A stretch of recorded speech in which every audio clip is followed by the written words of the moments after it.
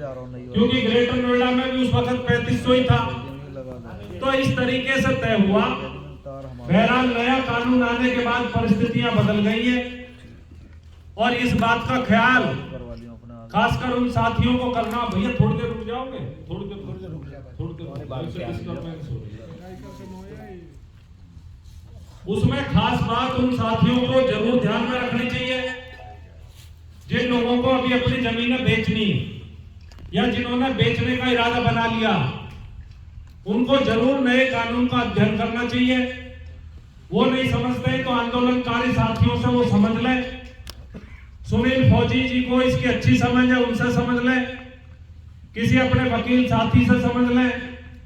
उसमें जो लाभ आपको है उन लाभों का आपको विचार करना चाहिए और इसको बैठ करके आपके संगठन जो है, ऐसा नहीं है कि हाँ एक ही संगठन है, बहुत सारे संगठन है, उनके एक आप फेडरेशन बना सकते हो, एक मंच बना सकते हो। उस मंच के माध्यम से एक सामूहिक सौदेबाजी नए कानून के मद्देनजर आपकी होनी चाहिए।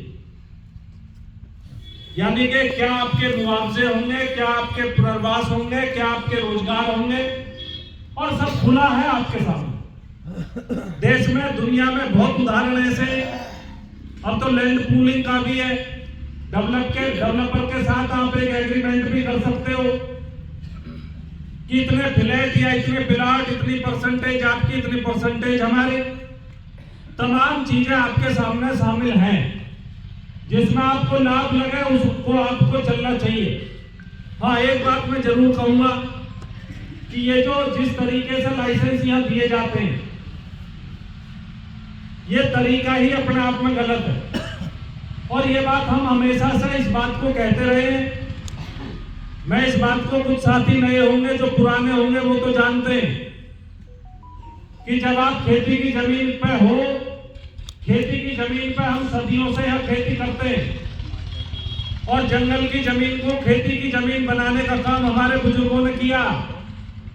और इस देश के विकास में, इस देश के खाद्यान्न की आत्मनिर्भरता में हम लोगों का बहुत ज्यादा योगदान इस रूप में रहा है कि हमने यहाँ हरित क्रांति के दौरान मेहनत करके इस देश को गेहूं में आत्मनिर्भर बनाने का, अनाज के उत्पादन में आत्मनिर्भर बनाने का काम किया। लेकिन जब यहाँ दिल्ली आपके नजदीक आ गई है और इन जमीनों की वैल्यू उसके शहरीकरण के मद्देनजर बढ़ने लगी है, तब सरकार ने ये फैसले किए। इस पर नजर रहती है बड़े इन्वेस्टर, और वो लखनऊ में बैठ के इस बात की मीटिंग करते हैं। और जो लैंड यूज बदलने के लाभ हमें होने चाहिए।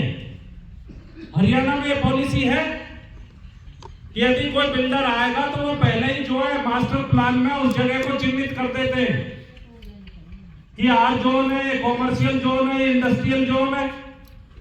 फिर डेवलपर आता और डेवलपर उस लैंड यूज के हिसाब से उसकी कीमत देता। यदि आप